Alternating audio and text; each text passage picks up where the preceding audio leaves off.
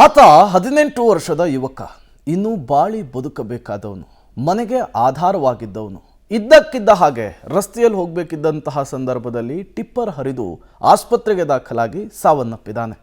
ಈಗ ಕುಟುಂಬಸ್ಥರ ಆಕ್ರೋಶ ಹೇಳತೀರದಂತಾಗಿದೆ. ಅದರ ಜೊತೆಗೇನೆ ಈ ಟಿಪ್ಪರ್ ಲಾರಿಗಳ ಹಾವಳಿಗೆ ಬ್ರೇಕೇ ಇಲ್ವಾ ಅಂಥೇಳಿ ಪ್ರಶ್ನೆ ಕೂಡ ಮುನ್ನೆಲೆಗೆ ಬರ್ತಾ ಇದೆ. ಬನ್ನಿ, ಕುರಿತಂತೆ ಒಂದು ವರದಿ ಇದೆ, ನೋಡ್ಕೊಂಡು ಬರೋಣ. ಹೆವಿ ಟಿಪ್ಪರ್ನಿಂದಾಗಿ ಕಮರಿದ ಯುವಕನ ಬದುಕು.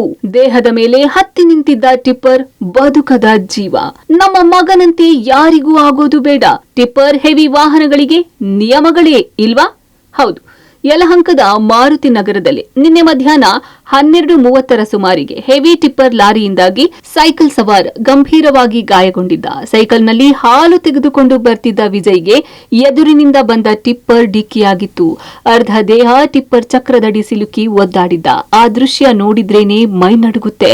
ಕಳೆದ 6 ದಿನಗಳಿಂದ ವಿಜಯ್ ಬದುಕಿಸಲು ಕುಟುಂಬ ನಡೆಸಿದ ಹೋರಾಟ ಫಲ ಕೊಡಲೇ ಇಲ್ಲ. ಕಡೆಗೂ ವಿಜಯ್ ಟಿಪ್ಪರ್ನಿಂದಾಗಿ ಪ್ರಾಣ ಬಿಟ್ಟಿದ್ದಾನೆ. ಇನ್ನು ಈ ರೀತಿ ಜನವಸತಿ ಪ್ರದೇಶಗಳಲ್ಲಿ ಹೆವಿ ಟಿಪ್ಪರ್ಗಳಿಗೆ ಅವಕಾಶ ನೀಡಬಾರದು. ಕಟ್ಟುನಿಟ್ಟಿನ ನಿಯಮಗಳನ್ನ ಹಾಕಬೇಕು. ನನ್ನ ಮಗ ಈ ರೀತಿ ಅನ್ಯಾಯವಾಗಿ ಸಾವನ್ನಪ್ಪಿದ್ದಾನೆ. ಕನಿಷ್ಠ ಪಕ್ಷ ಸ್ಥಳೀಯ ಯಲಹಂಕ ಶಾಸಕರು ಹಾಗೂ ಅಧಿಕಾರಿಗಳು, ಲಾರಿ ಮಾಲೀಕರು ನಮ್ಮ ಕಷ್ಟ ವಿಚಾರಿಸಿಲ್ಲ. ನಮ್ಮ ಮಗನನ್ನು ಉಳಿಸಿಕೊಳ್ಳಲು ನಾವೇ ಹೋರಾಟ ಮಾಡಿದ್ವಿ. ನಮ್ಮ ಮಗನಿಗೆ ಆದ ಅನ್ಯಾಯ ಯಾರಿಗೂ ಆಗಬಾರದು. ಇದ್ದೊಬ್ಬ ಮಗನನ್ನ ಕಳೆದುಕೊಂಡು ಅನಾಥವಾಗಿದ್ದೇವೆ ಅಂತಿದ್ದಾರೆ ಮೃತ ವಿಜಯ್ ಚಿಕ್ಕಪ್ಪ.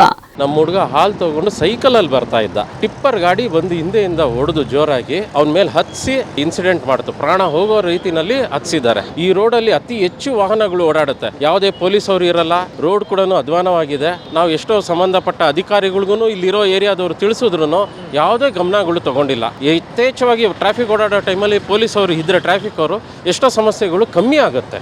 ಒಟ್ಟಾರೆ ತಮ್ಮದಲ್ಲದ ತಪ್ಪಿಗೆ ಅಮಾಯಕ ವಿಜಯ್ ಸಾವನ್ನಪ್ಪಿದ್ದಾನೆ. ಈ ರೀತಿ ಮತ್ತೆ ಯಾರಿಗೂ ಆಗದಂತೆ ಕ್ರಮ ವಹಿಸಿ ಅನ್ನೋದಷ್ಟೇ ಮೃತ ವಿಜಯ್ ಕುಟುಂಬಸ್ಥರ ಆಗ್ರಹ.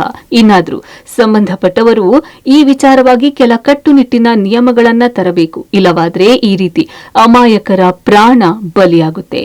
Madesh Anekal, public TV, Bengaluru.